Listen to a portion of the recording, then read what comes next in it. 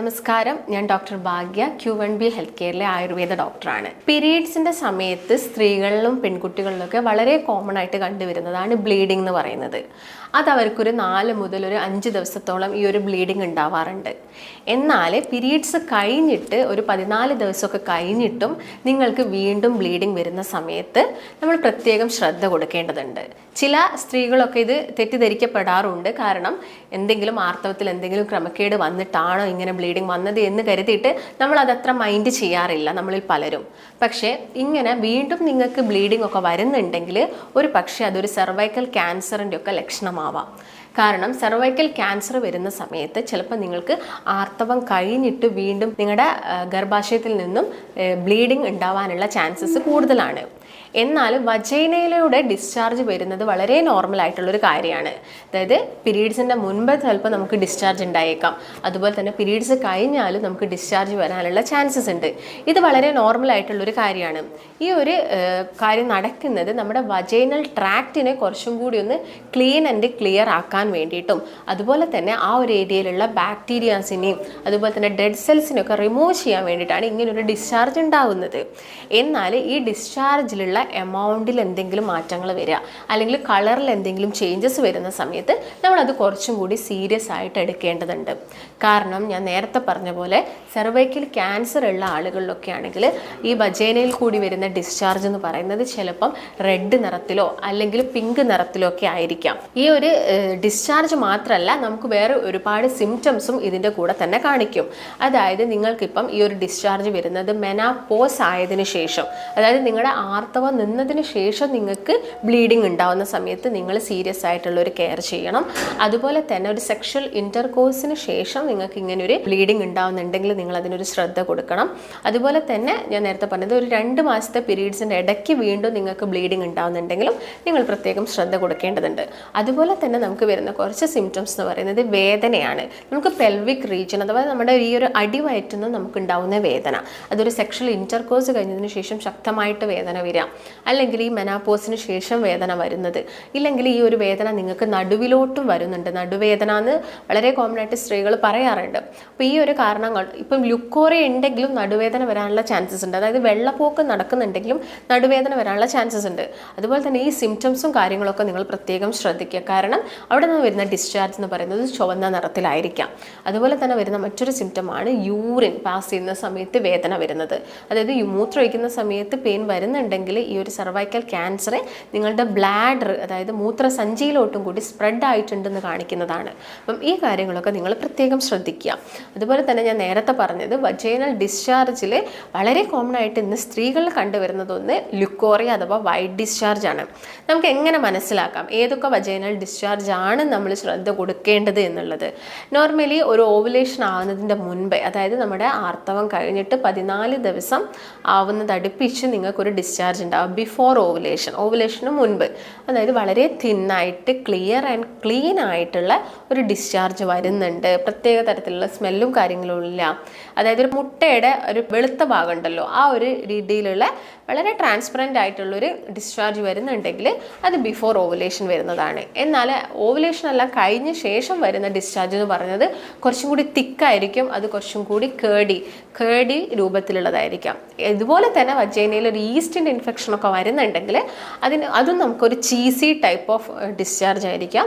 വജൈനയിൽ east infection വരുന്നുണ്ടെങ്കിൽ, ഇപ്പം എന്തെങ്കിലും തരത്തിലുള്ള ബാക്ടീരിയൽ ഇൻഫെക്ഷൻ ആണെങ്കിലും നമുക്ക് ആ ഒരു ഏരിയയിൽ കാണിക്കുന്നത് ഒരു ഗ്രേ കളറിലുള്ള ഡിസ്ചാർജ് ആയിരിക്കാം. ബാക്ടീരിയൽ ഇൻഫെക്ഷൻ ഉണ്ടെങ്കിൽ നോർമലി നമുക്ക് എല്ലാവർക്കും അറിയാം നല്ല ഇച്ചിങ് ഉണ്ടാവും, ചൊറിച്ചിലുണ്ടായിരിക്കും, നല്ല രീതിയിൽ ഇറിറ്റേഷൻ ഉണ്ടാവാനുള്ള ചാൻസസ് ഉണ്ട്, ബേണിംഗ് സെൻസേഷൻ വരാം. ഇതൊക്കെ ഒരു ബാക്ടീരിയൽ ഇൻഫെക്ഷൻ്റെ ലക്ഷണമാണ്. അതുപോലെ തന്നെ പിങ്ക് കളറിലും അല്ലെങ്കിൽ റെഡ് കളറിൽ ഒന്ന് മെൻസ്ട്രേഷൻ്റെ സമയത്ത് നമുക്ക് വരാം. മറ്റൊന്ന് ഞാൻ പറഞ്ഞ സെർവൈക്കൽ ക്യാൻസർ ആണ്. സെർവൈക്കൽ പോളിപ്സ് ഉണ്ടെങ്കിലും സെർവിക്സിന് വരുന്ന ഇൻഫെക്ഷൻ ഉണ്ടെങ്കിലും പിങ്ക് കളറിലുള്ള റെഡ് കളറിലുള്ള ഡിസ്ചാർജ് വരാൻ ചാൻസസ് കൂടുതലാണ്. അതുപോലെ തന്നെ ലൈറ്റ് പിങ്ക് ആയിട്ട് വരുന്നത് ഇംപ്ലാന്റേഷൻ കാണിക്കുന്നതാണ്. അതായത് നമ്മൾ ഇന്റർകോഴ്സിന് ശേഷം ഫെർട്ടിലൈസേഷൻ നടന്നാൽ അവിടെ ഒരു ഇംപ്ലാന്റേഷൻ എന്ന് പറഞ്ഞൊരു പ്രോസസ്സ് നടക്കുന്നുണ്ട്. ആ ഒരു ഇംപ്ലാന്റേഷൻ കഴിഞ്ഞ് കഴിഞ്ഞാലും ഈ നിറത്തിൽ വളരെ ലൈറ്റ് പിങ്ക് നിറത്തിലുള്ള ഒരു ഡിസ്ചാർജ് ഉണ്ടാവാനുള്ള ചാൻസസ് വളരെ കൂടുതലാണ്. അപ്പോൾ ഞാൻ നേരത്തെ പറഞ്ഞ പോലെ ഇന്ന് ഈ ഒരു കാലഘട്ടത്തിൽ നമ്മൾ നിസ്സാരമാക്കി വിടുന്ന അസുഖങ്ങളിലൊന്നാണ് ഈ സെർവൈക്കൽ ക്യാൻസർ എന്ന് പറയുന്നത്. പ്രത്യേകം അത് സ്ത്രീകൾ തന്നെ മനസ്സിലാക്കണം. അതിന് നിങ്ങൾ എല്ലാ വർഷവും ഈ പാപ്സ്മിയർ ടെസ്റ്റ് ചെയ്യുന്നതും കൂടി നല്ലതാണ്. ഒരു ഗൈനക്കോളജിസ്റ്റിനെ കണ്ടിട്ട് നമ്മുടെ സെർവിക്സിൽ നിന്നും കുറച്ച് ടിഷ്യൂസ് കളക്ട് ചെയ്തിട്ടുള്ള ഒരു ടെസ്റ്റാണ് പാപ്സ്മിയർ ടെസ്റ്റ്. അപ്പം 40 വയസ്സ് കഴിഞ്ഞ സ്ത്രീകൾ ഈ ഒരു ടെസ്റ്റ് ഫോളോ ചെയ്യുന്നത് എപ്പോഴും നല്ലതാണ്. അതുപോലെ തന്നെ നിങ്ങൾ ശ്രദ്ധിക്കേണ്ട കുറച്ച് കാര്യം മറ്റൊന്നാണ് ലുക്കോറിയ എന്ന് പറയുന്നത്. ലുക്കോറിയ എന്ന് പറയുന്നത് എല്ലാവർക്കും അറിയാം, അസ്ഥിസ്രാവം അല്ലെങ്കിൽ അസ്ഥി ഉരുക്കം എന്നൊക്കെ പറയാറുണ്ട്. മെയിനായിട്ടും ഇത് 2 രീതിയിലാണ് വരുന്നത്. ഒന്ന് ഫിസിയോളജിക്കലിയും വരുന്നുണ്ട്, അല്ലെങ്കിൽ എന്തെങ്കിലും ന്യൂട്രീഷൻ്റെ ഡെഫിഷ്യൻസി മൂലം വരുന്നുണ്ട്. ഫിസിയോളജിക്കലി വരുന്നതാണ് ഞാൻ നേരത്തെ പറഞ്ഞ ഓവുലേഷൻ്റെ സമയത്ത്, അല്ലെങ്കിൽ ഓവുലേഷൻ കഴിഞ്ഞിട്ട് വരുന്നത്, അല്ലെങ്കിൽ ജനിച്ച പാട് കുഞ്ഞുങ്ങളിലൊക്കെ കാണുന്ന ആ ഒരു ഡിസ്ചാർജ് എന്ന് പറയുന്നത് ഫിസിയോളജിക്കലി വരുന്നതാണ്. പത്തോളജിക്കലി വരുന്നത് ഞാൻ ഇത്രയും നേരം പറഞ്ഞ അസുഖങ്ങളുടെ അല്ലെങ്കിൽ ഓരോരോ ബാക്ടീരിയൽ ഇൻഫെക്ഷൻ്റെ, ഈസ്റ്റ് ഇൻഫെക്ഷൻ്റെ ഒക്കെ ഭാഗമായിട്ട് വരുന്നത് പത്തോളജിക്കലി വരുന്ന ലുക്കോറിയാണ്. അതുപോലെ തന്നെ എന്തെങ്കിലും ന്യൂട്രീഷൻ്റെ ഡെഫിഷ്യൻസി ഉണ്ടെങ്കിൽ നമുക്കിത് വരാനുള്ള ചാൻസസ് കൂടുതലാണ്. അതുപോലെ തന്നെ ഇങ്ങനെയുള്ള സ്ത്രീകളിൽ ചിലപ്പം ഡയബറ്റീസ് ഉണ്ടെങ്കിൽ, അവർക്ക് പ്രമേഹം ഉണ്ടെങ്കിലും വജൈനയിലൂടെ ഡിസ്ചാർജ് വരാനുള്ള ചാൻസസും കാര്യങ്ങളൊക്കെ കൂടുതലാണ്. അതുപോലെ തന്നെ ഈ ഒരു ലുക്കോറിയ വന്നു കഴിഞ്ഞാൽ ആളുകളിൽ വളരെ കോമൺ ആയിട്ട് കാണിക്കുന്ന സിംറ്റംസ് എന്ന് പറയുന്നത് ഒന്ന് വൈറ്റ് ഡിസ്ചാർജ്, നല്ല രീതിയിൽ അതിൽ ഡിസ്ചാർജ് വരുന്നു. അതുപോലെ തന്നെ കാണിക്കുന്നതാണ് മെലിഞ്ഞിരിക്കുക. എത്ര ഭക്ഷണം കഴിച്ചിട്ടും അവർ തടിക്കുന്നില്ല. അവർക്ക് വൈറ്റ് ഡിസ്ചാർജ് ഉണ്ടോ എന്ന് നിങ്ങൾ ചെക്ക് ചെയ്യുക. കാരണം എത്ര ഫുഡ് നിങ്ങൾ നന്നായിട്ട് കഴിക്കുന്നുണ്ട്, പക്ഷേ നിങ്ങളുടെ ബോഡിയിൽ വേണ്ടത്ര പോഷകങ്ങളും കാര്യങ്ങളും ഒന്നും കിട്ടുന്നില്ല എങ്കിൽ അത് ലുക്കോറിയയുടെ ഭാഗമായിട്ട് വരാം. അതുപോലെ തന്നെ നല്ല രീതിയിൽ കാണിക്കുന്നതാണ് സ്കിന്നിൽ വരുന്ന ചേഞ്ചസ്, ഡ്രൈനെസ് വരുന്നത്, മുടി വല്ലാതെ കൊഴിഞ്ഞു പോകുന്നുണ്ട്, അവർ ഭയങ്കര അനീമിക് ആയിട്ട് മാറുന്നു. അവരുടെ HB അതായത് ഹീമോഗ്ലോബിൻ എന്ന് പറയുന്നത് 10 താഴത്തോട്ട് പോകുന്നൊരു കണ്ടീഷന്. ഈ ഒരു കണ്ടീഷനിലൊക്കെ ആണെങ്കിൽ നല്ല രീതിയിൽ മുടി കൊഴിഞ്ഞു പോകാൻ ചാൻസ് ഉണ്ട്. നഖം പെട്ടെന്ന് പൊട്ടിപ്പോവാനുള്ള ചാൻസസ് ഒക്കെ ഒരുപാട് കൂടുതലാണ്. ഈ കാര്യങ്ങളൊക്കെ പ്രത്യേകം ശ്രദ്ധിക്കുക. പിന്നെ വരുന്നവർക്ക് ഗ്യാസിൻ്റെ ഇറിറ്റേഷൻ ആയിരിക്കും. ഗ്യാസ് എപ്പോഴും ഇങ്ങനെ കളിച്ചുകൊണ്ടിരിക്കുക, 30 വരുന്നു, നടുവേദന വരുന്നു, തലവേദന വരുന്നു. ഇങ്ങനെയുള്ള പ്രശ്നങ്ങളൊക്കെയാണ് ഈ ലുക്കോറിയ വരുന്ന ആളുകളിൽ കണ്ടുവരുന്നത്. ഇതിൻ്റെ ഭാഗമായിട്ടൊക്കെ അവർക്ക് എപ്പോഴും ക്ഷീണമായിരിക്കും, അവർക്ക് ജോലി ചെയ്യാൻ ബുദ്ധിമുട്ടുണ്ടായിരിക്കും. അപ്പം കൂടുതലും ന്യൂട്രീഷ്യസ് ആയിട്ടുള്ള ഭക്ഷണങ്ങൾ നിങ്ങൾ ഇൻക്ലൂഡ് ചെയ്യുക എന്നുള്ളതൊരു മെയിൻ കാര്യമാണ്. അതിൻ്റെ കൂടെ തന്നെ ഫാസ്റ്റ് ഫുഡ് കട്ട് ചെയ്യുക. ഫാസ്റ്റ് ഫുഡ് എന്ന് പറയുന്നത് തന്നെ നമുക്കറിയാം, വളരെ പെട്ടെന്ന് ഉണ്ടാക്കുന്നുണ്ടെങ്കിൽ അതിൽ ആഡ് ചെയ്യുന്ന ഇൻഗ്രീഡിയൻസും അതുപോലെ തന്നെ ശരീരത്തിന് ഹാനികരമായിട്ടുള്ളതായിരിക്കാം. അതായത് ഇപ്പം ഡാൽഡ ആയിക്കോട്ടെ, അല്ലെങ്കിൽ അജിനോമോട്ടോ പോലെയുള്ള ഇങ്ങനെയുള്ള മാരക വിഷവസ്തുക്കളൊക്കെ നമ്മുടെ ഭക്ഷണത്തിൽ എത്തിപ്പെടുന്നുണ്ടെങ്കിൽ അത് നമ്മുടെ ശരീരത്തിൽ ഒരുപാട് പ്രശ്നങ്ങൾ ഉണ്ടാക്കുന്നുണ്ട്. അതുപോലെ തന്നെ നിങ്ങൾ ഈ മധുരം കൂടുതലായിട്ടുള്ള ഭക്ഷണങ്ങൾ കഴിക്കുന്നത് ഈ സർവൈക്കൽ ക്യാൻസറിന് അതുപോലെ തന്നെ ലുക്കോറിയ പോലുള്ള പ്രശ്നങ്ങൾക്ക് കാരണമാവുന്നുണ്ട്. അതുപോലെ തന്നെ നിങ്ങളുടെ കുടുംബത്തിൽ പാരമ്പര്യമായിട്ട് ആർക്കെങ്കിലും ഈ ഒരു പ്രശ്നങ്ങൾ ഉണ്ടെങ്കിൽ നമുക്കും അത് വരാനുള്ള ചാൻസസ് കൂടുതലാണ്. അതുകൊണ്ടാണ് ഇതിന് വേണ്ടിയിട്ട് നിങ്ങളൊരു സ്ക്രീനിങ് ടെസ്റ്റായിട്ട് ഒരു പാപ്സ്മിയർ ടെസ്റ്റൊക്കെ ചെയ്യാൻ വേണ്ടിയിട്ട് പറയുന്നത്.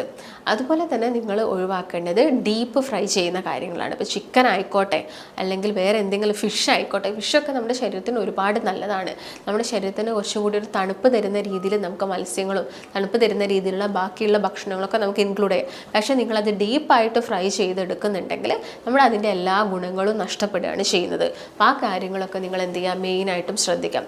ഇങ്ങനെയുള്ള രീതിയിലുള്ള ഭക്ഷണങ്ങളൊക്കെ മാക്സിമം കുറയ്ക്കാൻ വേണ്ടിയിട്ട് നോക്കുക. പിന്നെ സീഡ്സുകൾ, ഇപ്പോൾ flax seeds, chia seeds, pumpkin seeds, ഇങ്ങനെയുള്ള സീഡുകളൊക്കെ നമ്മുടെ ഭക്ഷണത്തിൽ ഇൻക്ലൂഡ് ചെയ്തിട്ട് എപ്പോഴും ബോഡി കുറച്ചും കൂടി ഫിറ്റായിട്ട് എടുക്കാൻ വേണ്ടിയിട്ട് ശ്രദ്ധിക്കുക. കാരണം സർവൈക്കൽ ക്യാൻസർ വന്നു കഴിഞ്ഞാൽ, അല്ലെങ്കിൽ ഈ ലുക്കോറിയ പോലുള്ള പ്രശ്നങ്ങൾ വന്നു കഴിഞ്ഞാലൊക്കെ നമ്മുടെ ഇമ്മ്യൂണിറ്റിയൊക്കെ ഒരുപാട് ലോ ആയിട്ട് മാറും. അപ്പോൾ അതിന് മുൻപേ തന്നെ നമ്മളെല്ലാ കാര്യങ്ങളും ശ്രദ്ധിക്കുക.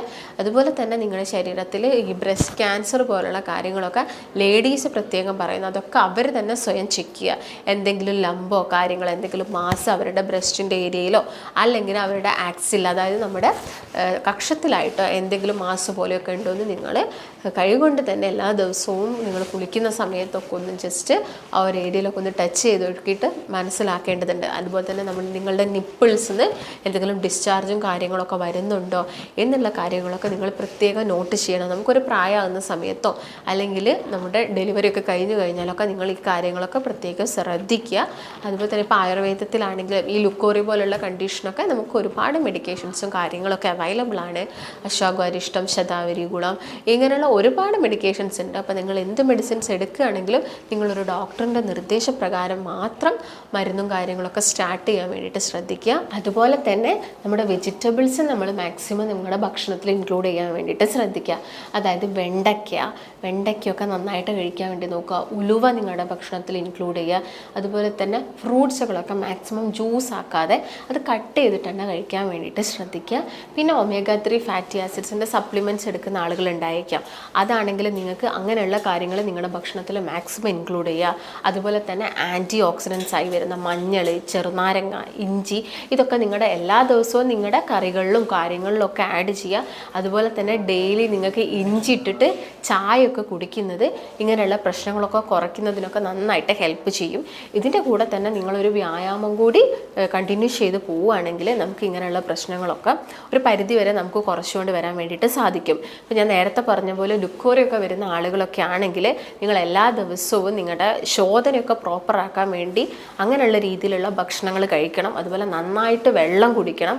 ഇപ്പോൾ നിങ്ങൾ ഇട്ട് കുടിക്കുന്ന വെള്ളത്തിൻ്റെ അകത്ത് നമുക്ക് ഒരു ആൻറ്റി ഇൻഫ്ലമേറ്ററി ഫംഗ്ഷനായ തുളസിയൊക്കെ നിങ്ങൾ ഇട്ട് കഴിക്കുന്നുണ്ടെങ്കിൽ, ആ ഒരു വെള്ളം കുടിക്കുന്നുണ്ടെങ്കിലൊക്കെ അത് നമ്മുടെ വയറിനൊക്കെ ആണെങ്കിലും നല്ലൊരു ശോധനയ്ക്ക് വേണ്ടിയിട്ട് അത് ഹെൽപ്പ് ചെയ്യും. അപ്പോൾ ഇങ്ങനെയുള്ള കാര്യങ്ങളൊക്കെ നിങ്ങൾ ഇൻക്ലൂഡ് ചെയ്യുകയാണെങ്കിൽ നമുക്ക് ഈ പ്രശ്നങ്ങളൊക്കെ ഒരു പരിധിവരെ നമുക്ക് തന്നെ ഇതൊരു ഇനീഷ്യൽ സ്റ്റേജ് തന്നെ നമുക്കിത് കൺട്രോൾ ചെയ്യാൻ വേണ്ടിയിട്ട് സാധിക്കും. അപ്പം ഞാൻ നേരത്തെ പറഞ്ഞ പോലെ തന്നെ ചെറു മത്സ്യങ്ങൾ മാക്സിമം കഴിക്കാൻ വേണ്ടിയിട്ട് നോക്കുക. വലിയ മത്സ്യങ്ങൾ മാക്സിമം ഒഴിവാക്കുക. കഴിവതും സ്പൈസി, അതുപോലെ തന്നെ നല്ല ഉപ്പ് ഭക്ഷണം കഴിക്കുന്ന ആളുകൾ, നന്നായിട്ട് വിനഗിരി ഉപയോഗിച്ചിട്ട് അച്ചാറൊക്കെ എടുക്കുന്ന ആളുകളൊക്കെ ഉണ്ടാവും. അങ്ങനെയുള്ളതൊക്കെ മാക്സിമം നിങ്ങൾ ഒഴിവാക്കുക. നമ്മുടെ ഹെൽത്തിന് ആവശ്യമായിട്ടുള്ള നല്ല കൊഴുപ്പുകളൊക്കെ വരുന്ന ഒലീവ് ഓയിൽ, അവാക്കാഡോ, അതുപോലെ തന്നെ മുട്ട, നിലക്കടല, ഇങ്ങനെയുള്ള കാര്യങ്ങളൊക്കെ കഴിക്കുക. അതുപോലെ തന്നെ നമ്മൾ കഴിക്കുന്ന പച്ചക്കറികളൊക്കെ ആണെങ്കിലും ഒരുപാട് കീടനാശിനികളൊക്കെ അടിച്ചു വരുന്നത് കൊണ്ട് തന്നെ ഇതൊക്കെ നമുക്ക് ഇങ്ങനെയുള്ള പ്രശ്നങ്ങൾ, ഈ ക്യാൻസർ പോലെയുള്ള പ്രശ്നങ്ങളൊക്കെ ഉണ്ടാവാനുള്ള ചാൻസസ്, അതുപോലെ തന്നെ പുകവലി, മദ്യപാനം, സ്ത്രീകളാണെങ്കിലും ഇങ്ങനെയുള്ള ഹാബിറ്റ്സൊക്കെ കൊണ്ട് നടക്കുന്ന ആളുകളുണ്ട്. അതൊക്കെ മാക്സിമം നിങ്ങളുടെ ഡയറ്റിൽ നിന്നൊക്കെ കട്ട് ചെയ്തിട്ട് ഇങ്ങനെയുള്ള കാര്യങ്ങളൊക്കെ പ്രത്യേകം ശ്രദ്ധിക്കുക. ഇതൊക്കെ നിങ്ങൾ പ്രത്യേകം ശ്രദ്ധിക്കുകയാണെങ്കിൽ നമുക്ക് ഈ ഒരു അസുഖമൊക്കെ ഒരു പരിധിവരെ കൺട്രോൾ ചെയ്യാൻ വേണ്ടിയിട്ട് സാധിക്കും. അപ്പോൾ ഇങ്ങനെ കണ്ടിന്യൂസ് ആയിട്ട് അസിഡിറ്റീൻ്റെ പ്രശ്നങ്ങൾ വരിക, എപ്പോഴും മെലിഞ്ഞിരിക്കുന്ന ആളുകൾ, വൈറ്റ് ഡിസ്ചാർജ് ഉണ്ട്, അതുപോലെ തന്നെ നല്ല രീതിയിൽ മുടി കൊഴിച്ചിലൊക്കെ വരുന്നുണ്ടെങ്കിൽ ഇത് ലുക്കോറിയ അഥവാ നിങ്ങൾ നേരത്തെ പറഞ്ഞ പോലെ തന്നെയുള്ള അസ്ഥിസ്രാവത്തിൻ്റെ ഒക്കെ ഭാഗമായിട്ടാണ്. അപ്പോൾ നിങ്ങൾക്ക് ഈ ഒരു അസുഖത്തിനെ കംപ്ലീറ്റ് ആയിട്ട് നമുക്കിത് മാറ്റിയെടുക്കാൻ വേണ്ടിയിട്ട് സാധിക്കും. അപ്പോൾ ഇതിനെക്കുറിച്ചിട്ട് നിങ്ങൾക്ക് എന്തെങ്കിലും ഡൗട്ടും കാര്യങ്ങളൊക്കെ വരുന്നത്, അല്ലെങ്കിൽ ഇതിന് വേണ്ടിയിട്ടുള്ള നല്ല ട്രീറ്റ്മെൻറ്റ്സ് നമ്മുടെ ആയുർവേദത്തിൽ അവൈലബിൾ ആണ്. യാതൊരു രീതിയിലുള്ള സൈഡ് എഫക്ട്സും കാര്യങ്ങളും ഒന്നുമില്ല. അപ്പോൾ നിങ്ങൾക്ക് എന്തെങ്കിലും ഡൗട്ട് ഉണ്ടെങ്കിൽ താഴെ കാണുന്ന നമ്പറിൽ കോൺടാക്റ്റ് ചെയ്യുക. ഞാൻ നേരത്തെ പറഞ്ഞ പോലെയുള്ള എന്തെങ്കിലും അബ്നോർമൽ ആയിട്ടുള്ള സിംറ്റംസും കാര്യങ്ങളൊക്കെ കാണിക്കുന്നുണ്ടെങ്കിൽ നിങ്ങൾ ഉടൻ തന്നെ ഒരു ഗൈനക്കോളജിസ്റ്റിനൊക്കെ മീറ്റ് ചെയ്തിട്ട് ഇതിനുള്ളൊരു പരിഹാരമൊക്കെ തേടുക. അപ്പോൾ നമുക്ക് മറ്റൊരു നല്ല ഹെൽത്ത് ടോപ്പിക്കുമായിട്ട് വീണ്ടും കാണാം. നന്ദി.